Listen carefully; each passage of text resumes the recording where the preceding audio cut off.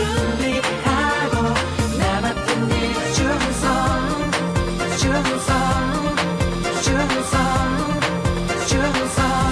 Your kingdom come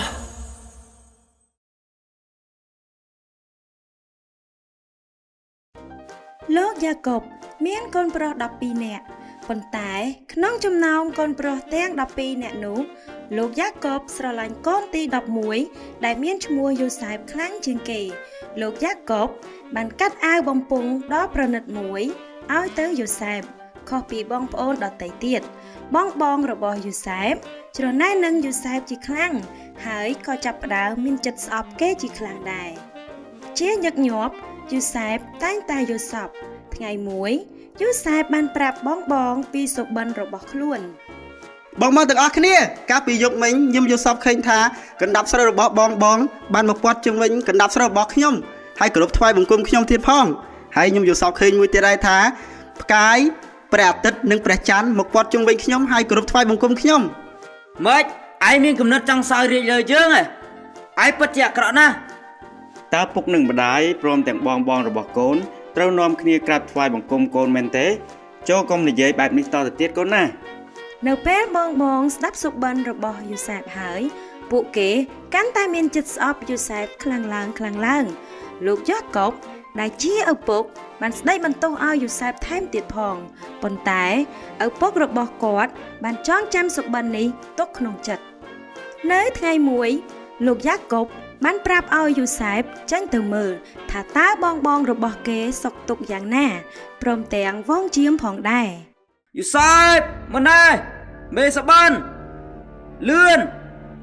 តោះពេលវាមកយើងសម្លាប់វាហើយបោះវាចូលដងកុំសម្លាប់ប្អូនអីយើងកុំបង្ហូរឈាមវាឡើយយើងគ្រាន់តែបោះវាចូលទៅក្នុងអណ្ដូងទៅ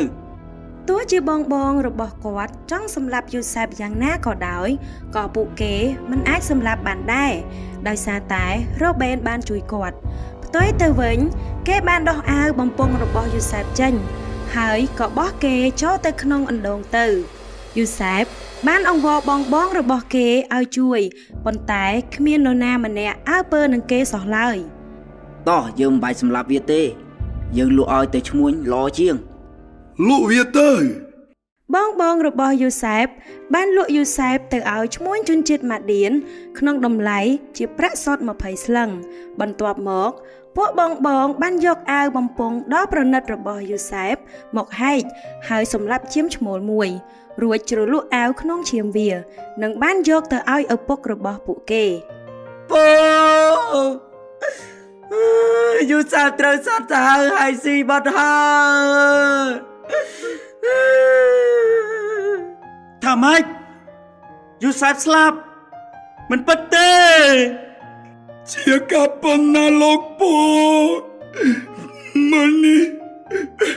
ពូยังបានរកឃើញណាយូសែបតែមិនពិតទេយូសែបតើពុកគ្រូបានតែគ្មានកូនយ៉ាងម៉េចទៅយូសែបយូសែប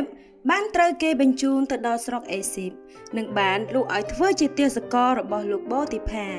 ដែលជាមន្ត្រីរបស់ព្រះចៅផារ៉ោនមិនយូរប៉ុន្មានយូសែបត្រូវបានលោកបូទីផាចាត់តាំងឲ្យធ្វើជាអ្នកត្រួតត្រានៅក្នុងផ្ទះរបស់គាត់ដោយបានឃើញថាយូសែបគឺជាមនុស្សស្មោះត្រង់និងប្រឹងប្រែងធ្វើការប៉ុន្តែយូសែបត្រូវបានធ្លាក់ទៅក្នុងការចោទប្រកាន់របស់ប្រពន្ធលោកបូទីផាមិនได้សម្លាញ់យូសែបចង់រំលោភខ្ញុំតែទៅវាទៅថាម៉េចហេតុអីបានជាឯងចង់ចាប់ប្រពន្ធយើងដូចនេះណែពួកឆ្មាំគុកចាប់វាយកទៅដាក់គុកភ្លាមលោកបូទីផាជឿនៅអ្វីដែលប្រពន្ធរបស់គាត់បានកុហកនិងបានចាប់យូសែបទៅដាក់ក្នុងពន្ធនាគារដែលជាកន្លែងសម្រាប់ឃុំឃាំងអ្នកទោសរបស់ស្ដេចបើទោះបីជាយូសែបត្រូវបានគេចោទប្រកាន់ក៏ដោយក៏លោកមិនបានអន់ចិត្តនឹងអ្នកណាដែរមួយរយៈពេលក្រោយមកមានមន្ត្រីពីររូបបានប្រព្រឹត្តចំពោះព្រះចៅអេស៊ីបដែលម្នាក់ជាមហាថ្លឹកដែលមាននីតិថ្វាយស្រានិងម្នាក់ទៀតមាននីតិថ្វាយនំប៉័ង ត្រូវបានស្ដេចបញ្ជាឲ្យយកទៅឃុំឃាំងក្នុងពន្ធនាគារជាមួយយូសែបថ្ងៃមួយពួកគេទាំងពីរនាក់នោះមើលទៅស្រងត់ស្រងាត់ជាខ្លាំង ហេតុអ្វីបានជាទឹកមុខរបស់លោកស្រងោស្រងាត់ម្ល៉េះ ខ្ញុំបានយល់សពដ៏ចម្លែកមួយគឺខ្ញុំជាអ្នកថ្វាយពែងស្រាដល់ស្ដេចហើយនៅក្នុងសុបិននោះខ្ញុំបានឃើញដើមទំពាំងបាយជូរមួយដើមមានមែក3ក្រោយមកទៀតដើមទំពាំងបាយជូរនោះក៏មានពន្លកលេចចេញមកផ្កាវាក៏លាស់ចេញមកដែរហើយមានផ្លែទុំផងខ្ញុំក៏បេះផ្លែទំពាំងបាយជូរនោះមកច្របាច់ដាក់ក្នុងពែងរួចថ្វាយពែងនោះទៅព្រះចៅផារ៉ោនតើអ្នកគិតថាសុបិនរបស់យើងមានអត្ថន័យដូចម្តេចដែរ សុបិនរបស់លោកមានន័យថា3ថ្ងៃទៀតព្រះចៅផារ៉ោននឹងលើកកិត្តិយសលោកឡើងហើយធ្វើឲ្យលោកបំពេញមុខងាររបស់លោកឡើងវិញគឺលោកនឹងថ្វាយពែងស្រាទៅស្ដេច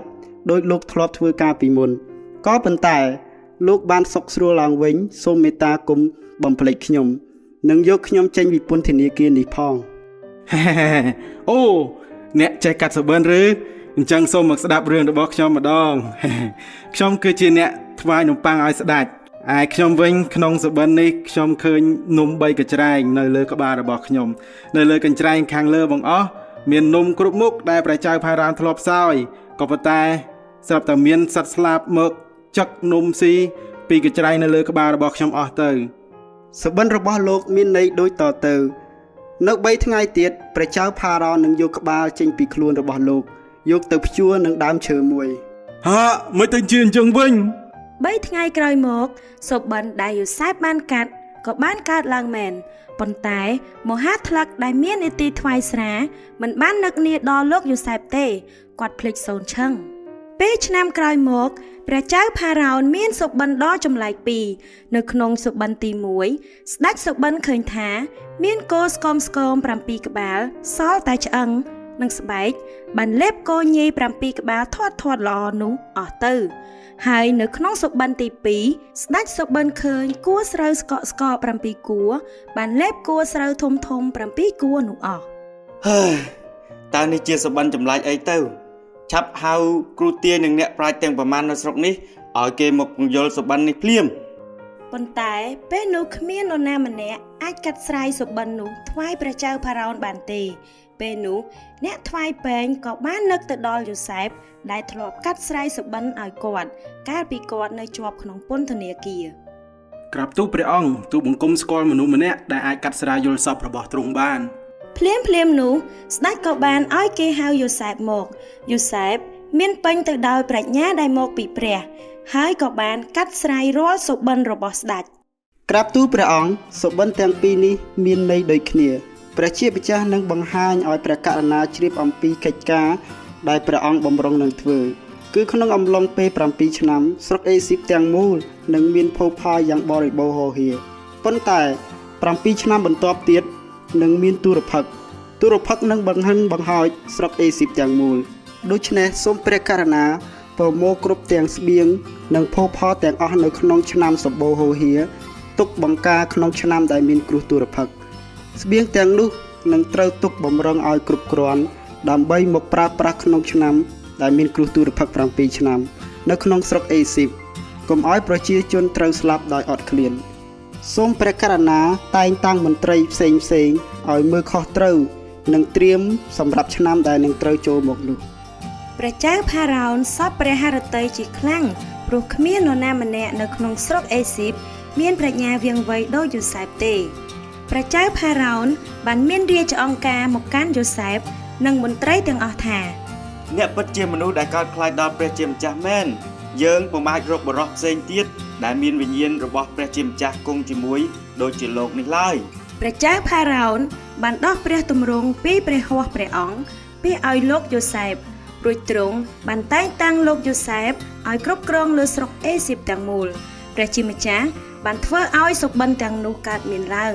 ដោយអ្វីដែលយូសែបបានកាត់ស្រាយព្រះជាម្ចាស់បានបញ្ជូនយូសែបមកកាន់ស្រុកអេស៊ីបព្រោះទ្រង់ចង់ឲ្យយូសែបជួយសង្គ្រោះដល់ប្រជាជាតិអ៊ីស្រាអែលគ្រប់ការទាំងអស់ព្រះជាម្ចាស់តែងតែគង់នៅជាមួយយូសែប